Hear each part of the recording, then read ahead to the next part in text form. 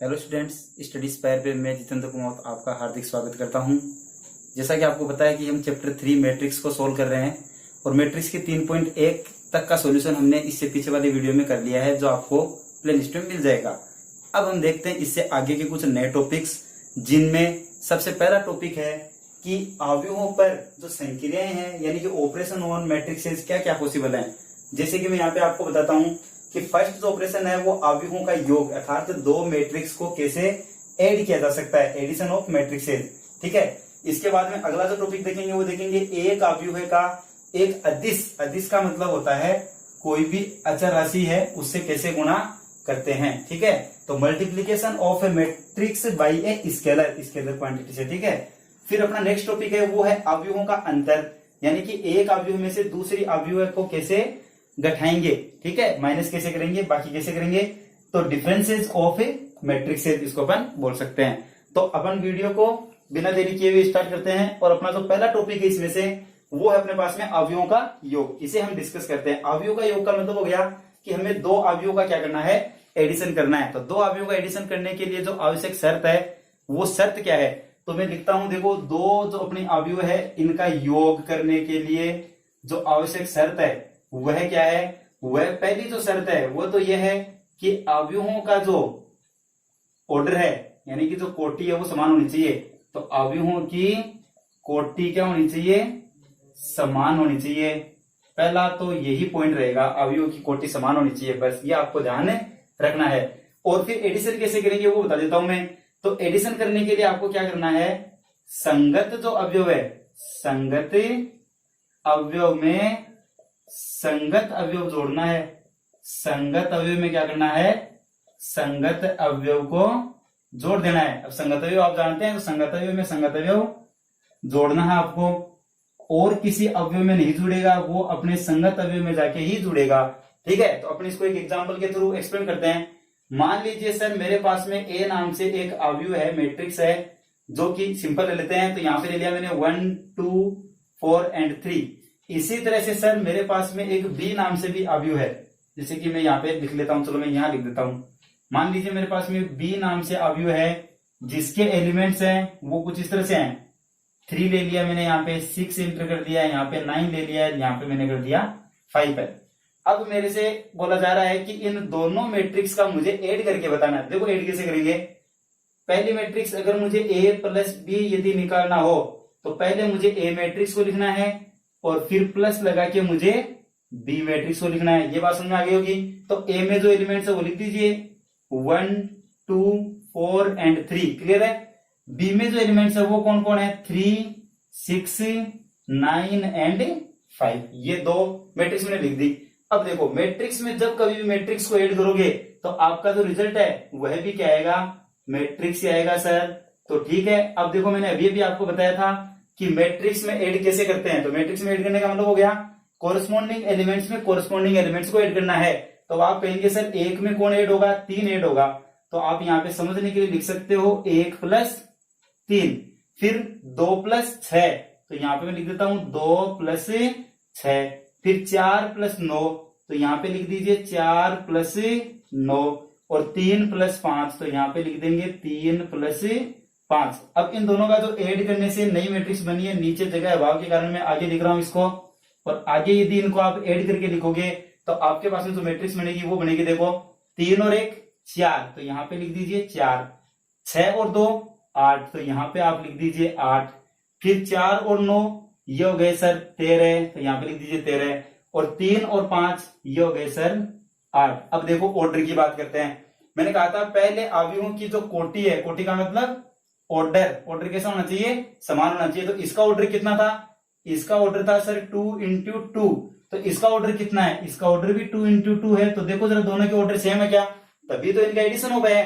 और ये भी 2 इंटू 2 होगी, फिर ये भी 2 इंटू 2 होगी, तो फिर इनका जो फाइनल रिजल्ट है वो भी कितने का बन रहा है, 2 इंटू 2 का बन रहा है। यानी कि जिस ऑर्डर की हमें मैट्रिक्स गिवन है उसी ऑर्डर की नई मैट्रिक्स हमें प्राप्त हो जाएगी जब हम दो का क्या करेंगे, ऐड करेंगे। ये अगर आपको पहली बात क्लियर आ गई है, क्लियरली समझ में हो गई हो, तो हम इसका अगला टॉपिक देखते हैं जिसमें बोल रखा है कि एक अवयव का एक अदिश से गुणन कैसे करते हैं। सिंपली मैंने आपको अभी थोड़ी देर पहले बताया कि अवयवों का योग कैसे करते हैं। योग करने के लिए आपको क्या करना है, दोनों जो आपकी मैट्रिक्सेज है उनके कोरस्पॉन्डिंग एलिमेंट में कोरस्पॉन्डिंग एलिमेंट को ऐड कर देना है, इसके अलावा आपको कुछ नहीं करना है। नेक्स्ट आपको बोला जा रहा है कि एक जो मैट्रिक्स है उसको एक अदिश राशि से कैसे गुणा करते हैं, तो multiplication of A matrix bye a scalar. ठीक है, तो इसको कैसे सोल्व करेंगे, तो ये मैं टॉपिक लेता हूं और यहां पे अपन लेते हैं इसको एक एग्जांपल के थ्रू समझते हैं। देखो जैसे आप थोड़ा ध्यान देना, आप कोई मैट्रिक्स ली है, आपने कोई मैट्रिक्स ली है, उस मैट्रिक्स को आप किसी स्केलर क्वांटिटी यानी कि एक अदिश राशि से गुणा करना चाहते हैं, तो आप एक सिंपल सा बात ध्यान रखिए कि उस मैट्रिक्स के हर एक एलिमेंट को उस स्केलर जो आपके पास में क्वांटिटी ली थी अर्थात अदिश राशि ली है उससे गुणा कर दें और जो रिजल्ट आता है वो लिख दें। जैसे मैं आपको यहाँ पे एग्जांपल बताता हूं, मान लीजिए सर अब हमें बात कर रहे हैं किसकी, पॉइंट नंबर 2 की। पॉइंट नंबर 2 क्या कहता है, देखो पॉइंट नंबर 2 में कहता है कि आपको एक अदिश राशि से एक अवयव को मल्टीप्लाई करना है। तो मैं कह देता हूं, मान लीजिए ए नाम से मेरे पास में एक अवयव है 1, 3, 6 और 4। सिंपल से सिंपल एग्जांपल ले लिया हमने। अब मुझे कहा गया है कि इस ए को है ना आप एक अदिश राशि 3 है इससे गुणा कीजिए, अर्थात आप मुझे 3a की कैलकुलेशन करके बताइए। तो 3a कैसे होगा, देखो तो इधर भी 3 और ये अपना a कौन है 1, 3, 6 एंड 4। यहां तक किसी को डाउट नहीं होना चाहिए। अब क्या करना है, आपको सिंपली इस 3 को अंदर मल्टीप्लाई कर देना है। तो 3 1 जा 3, 3 3 जा 9, 3 6 जा 18 एंड 3 4 जा 12 है, यानी कि 3, 9, 18 और 12। आपके पास में ए को आपने जब 3 से मल्टीप्लाई किया तो ये आपके पास में नई मैट्रिक्स प्राप्त हो चुकी है। उसका भी ऑर्डर वही रहेगा जो पीछे वाली का था, इसमें कोई डाउट नहीं होना चाहिए। जैसे कि आपको कहा जाए कि मैं एक एग्जांपल और लेता हूं इसके लिए, आपको कहा जाए कि आपके पास में बी नाम से एक मैट्रिक्स है जिसका ऑर्डर आपके पास में मान लीजिए कुछ भी है, मैं 3 into 2 ले लेता हूं। ठीक है, तो 3 into 2 यदि हम ले रहे हैं तो यहां पे मैं लिख देता हूं 1 2 3। ठीक है, 4 5 6, फिर नीचे की साइड में इसको थोड़ा एक्सटेंड करते हैं, यहां लिख देता हूं मैं 3 2 एंड 1। कुछ भी अपन बना सकते हैं, मैंने रफ एग्जांपल लिया है समझाने के लिए। ठीक है जी, ये हमने एग्जांपल लिया। अब आपको कहा जाता है कि आप मुझे के बी निकाल के बताइए। के क्या है, यहाँ पे के एक स्केलर क्वांटिटी है। के कैसा है, स्केलर है। के कैसा है, स्केलर। ठीक है, तो अब के बी कैसे निकालेंगे, देखो यहां पे आप के लिखेंगे, यहां पे आप लिखेंगे ये बी वाली मैट्रिक्स 1 2 3, फिर यहां लिखेंगे 4 5 एंड 6, फिर लिखेंगे 3 2 एंड 1।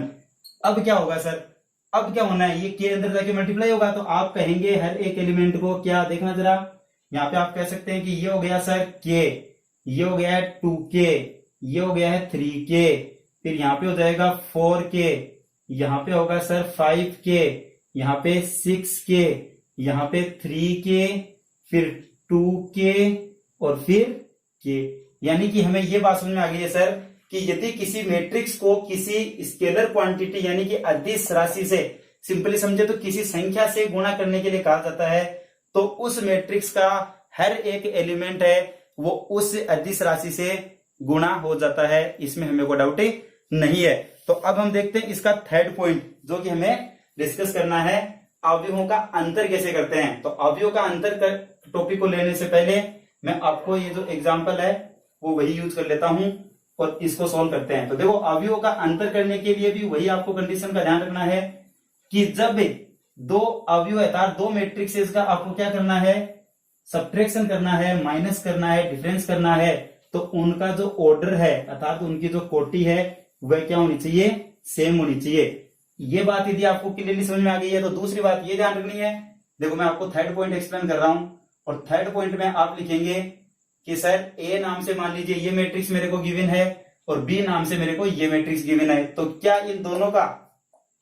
इन दोनों मैट्रिक्सेस का अगर मैं यही एग्जांपल रखता हूं तो क्या इस मैट्रिक्स में से ए में से बी को माइनस किया जा सकता है क्या, ए माइनस बी की कैलकुलेशन हो पाएगी या बी माइनस ए की भी हो पाएगी या नहीं, ये पहले चेक कर लेते हैं। तो सर यहाँ पे ये चेक करने के लिए अभी आप कह रहे थे कि दोनों का ऑर्डर सेम होना चाहिए, बट यहाँ पे ऑर्डर सेम नहीं है। इसका मतलब ना तो यहाँ पे a माइनस बी पॉसिबल है और ना ही यहाँ पे b माइनस ए पॉसिबल है, यानी कि दोनों ही पॉसिबल नहीं है। अब देखते हैं हम इसमें कि जब इनके ऑर्डर सेम हो, अगर मैं इनके ऑर्डर क्या कर दूं, सेम कर देता हूं। जैसे मान लीजिए मैंने इसको ऑर्डर सेम में कुछ इस तरह से कर दिया है, तो जब इसका ऑर्डर यदि सेम हो जाएगा तो अब कैसे सोल्व करेंगे? तो अब क्या a माइनस बी पॉसिबल है? अब आपका a माइनस बी भी हो सकता है आराम से और b माइनस ए भी हो सकता है। तो अब कैसे सोल्व करेंगे? देखो, तो आप यहाँ पे लिखते हैं, अगर आपको चाहिए a माइनस बी तो पहले आप लिखेंगे a वाली मैट्रिक्स। a वाली मैट्रिक्स कौन सी है? ये है। तो आप लिख दीजिए यहाँ पे, क्या लिखेंगे? यहाँ पे देखो 1 3 6 एंड 4, ठीक है। फिर इसमें से आपको माइनस करना है b वाली मैट्रिक्स को। तो b वाली मैट्रिक्स क्या आपके पास में 1 2 4 एंड 5, ठीक है जी। ये दो मैट्रिक्स लिखने के बाद में हम क्या करेंगे, कोरस्पॉन्डिंग एलिमेंट्स में से कोरस्पॉन्डिंग एलिमेंट्स को माइनस कर देते हैं। तो 1 में से 1 माइनस करेंगे तो आपको पता है 1 माइनस 1 लिख दीजिए। 3 में से आप माइनस करेंगे 2 को, तो रिजल्ट में 3 माइनस 2 लिख दीजिए। फिर 6 में से 4 को माइनस करेंगे तो आप यहाँ पे 6 माइनस 4 लिख सकते हैं आराम से, कोई डाउट नहीं है आपको। और अब आप यहाँ पे 4 माइनस 5 लिख सकते हैं, तो यहाँ पे लिख दीजिए 4 माइनस 5। अब क्या करना है? अब इसका फाइनल रिजल्ट लिखना है सर। तो फाइनल रिजल्ट में यहाँ पे बना देता हूं। फाइनल रिजल्ट में 1 में से 1 जाएगा, 0 सब्ट्रैक्ट होगा, 3 में से 2 जाएगा, 1 बचेगा, 6 में से 4 जाएगा, फिर 2 बचेगा, 4 में से माइनस होगा 5 तो माइनस का 1 बचेगा। और इस तरह से आपके पास में a माइनस बी है, वो 2 इंटू 2 की मैट्रिक्स है, वो प्राप्त हो चुकी है। अगर आप इसी क्वेश्चन के लिए पूछा जाए आपसे एग्जाम में कि आप मुझे b माइनस ए कैलकुलेट करके बताइए, अभी मैंने a माइनस बी करके बताया। सपोज कीजिए आपका क्वेश्चन हो कि हमें b माइनस ए कैलकुलेट करना है, तो आप क्या करोगे? पहले b की मैट्रिक्स लिखोगे, फिर माइनस करोगे किसको? a मैट्रिक्स को। b कौन है? b में लिखेंगे सर 1 2 4 एंड 5। a में क्या लिखेंगे? 1 3 6 एंड 4, तो लिख देता हूं 1 3 6 एंड 4। अब देखो वही बात, फिर कोरस्पॉन्डिंग में से कोरस्पॉन्डिंग एलिमेंट्स को आपको माइनस करना है। तो यहां पे जैसे आप माइनस करेंगे तो आपको मिलेगा 1 माइनस 1, क्या मिलेगा? 1 माइनस 1। 2 माइनस 3, तो यहां लिख दीजिए 2 माइनस 3।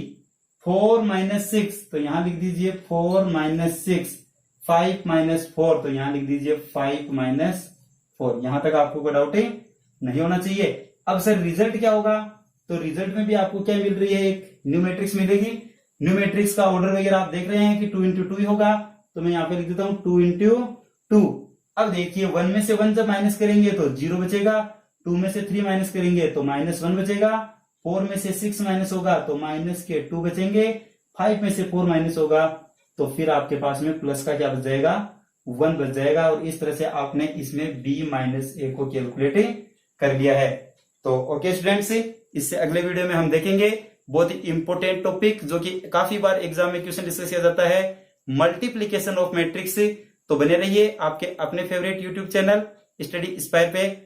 मिलते हैं आपसे अगले वीडियो में, तब तक के लिए धन्यवाद। जय हिंद।